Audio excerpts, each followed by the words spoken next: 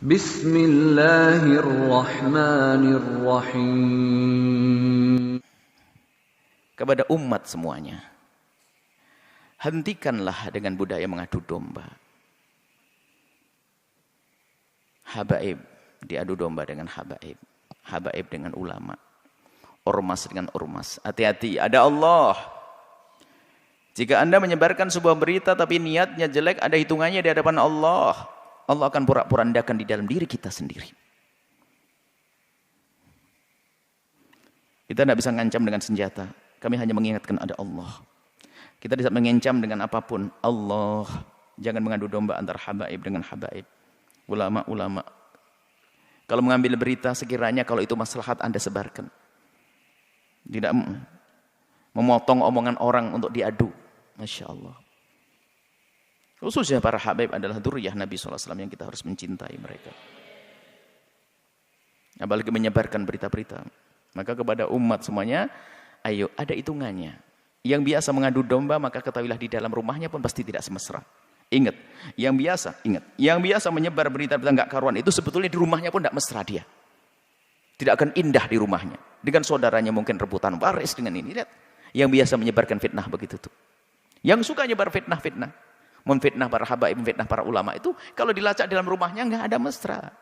Itu enggak tegur sapa sama saudaranya berbulan-bulan, bertahun-tahun mereka. Mungkin tidak akur dengan bapaknya juga. Kenapa? Hati yang kotor itu. Lihat. Menfitnah habaib. Menfitnah umat Nabi Muhammad, ngadu domba umat Nabi Muhammad saja enggak boleh, apalagi ini dzurriyyahnya Nabi Muhammad sallallahu alaihi wasallam. Kemudian ada karena marah dengan seperti Habib Rizik, marah dengan seperti ini, lalu sampai mengarah kepada perendahan kepada nasab, innalillah. Sampai ada yang mengatakan katanya, apa betul itu turun Nabi? Ayo dites DNA, astagfirullah, innalillah.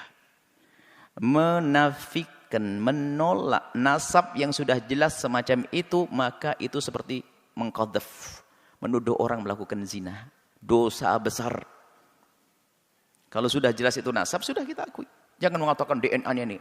Ada apa? Kalau kita bukan habaib, mestinya kita mencintai bukan mengendengki dan ngiri. Enggak ada artinya. Ngiri tambah jauh. Kalau kita mencintai, kita bisa sambung. Beliau menjadi habaib juga dipilih oleh Allah. Bukan permintaannya. Maka kita yang mandang harus mandang dengan hormat. Ada pun masalah jika ada yang kurang tepat di antara habaib salah. Ya kita kewajiban menegur. Seperti kita menegur anak kita. Seperti di pondok kita ini banyak habaib-habaib, anak-anak habaib. Yang salah kita tegur. Tentunya dengan kasih dan cinta. Tapi kalau sudah mengarah kepada penolakan nasab, ini sudah ada kebenci dan ngiri. Ini adalah bahaya sekali. Hati-hati ini. Kemudian juga kepada pengikut-pengikut FPI. Jangan sampai Anda menodai Habib Rizik. Sepak terjang Anda harus benar-benar direstui Habib Rizik dan diketahui dan sesuai dengan apa yang ada di pikiran dan hati Habib Rizik. Kita tidak ingin ada sebagian orang melakukan satu tindakan ternyata mencoreng Habib Rizik. Ini menjadi masalah.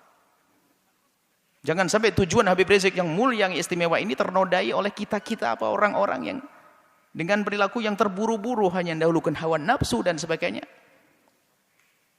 Nah ini maka di sini kita ingin bahwasanya perjuangan orang-orang seperti beliau ini, Habib Rizik ini bisa mulus, sukses. Kemudian nanti juga presidennya juga akhirnya juga sukses. Bangsa ini sukses, surgalah semuanya. Mana ada percekcokan. Tinggal yang tersisa siapa? Orang yang sibuk ngadu domba, bermusuhan, caci maki dan sebagainya. Hidupnya begitu dia. Dia tidak mesra selamanya. Dan hendaknya antara ormas dengan ormas ini adalah untuk saling melengkapi. PFPI, ormas, NO, ormas. Nanti ada lagi ormas besar seperti Nahdlatul Wathon, ormas, Wasliyah, ormas. Tidak boleh jadi saling bermusuhan. Akan tapi ini adalah potensi umat Islam. Ingat, Anda punya Allah. Itu kekuatan.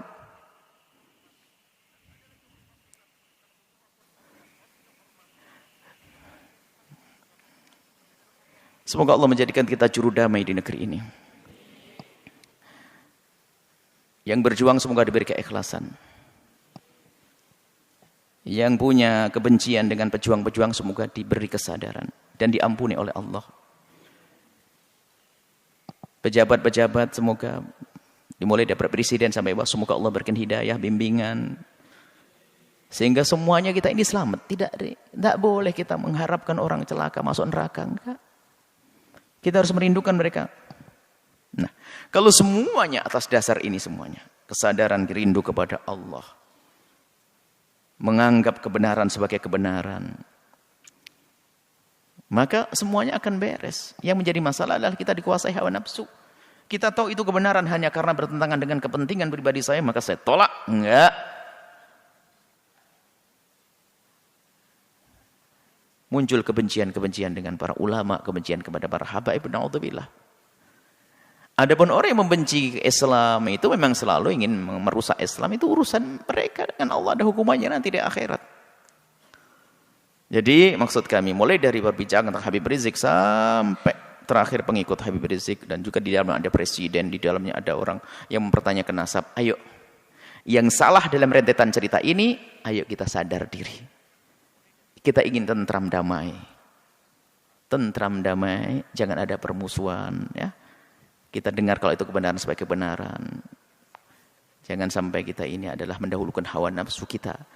Ingat nasihat mulia dari guru mulia.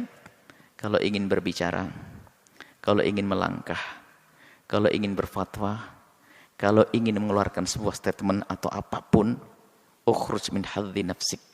Keluarkan dari kepentingan hawa nafsumu. Hawa nafsu jabatan, hawa nafsu tahta, hawa nafsu. Hawa nafsu, kalau kita bebaskan itu, maka kita bisa ngomong jujur dan adil nanti insyaAllah.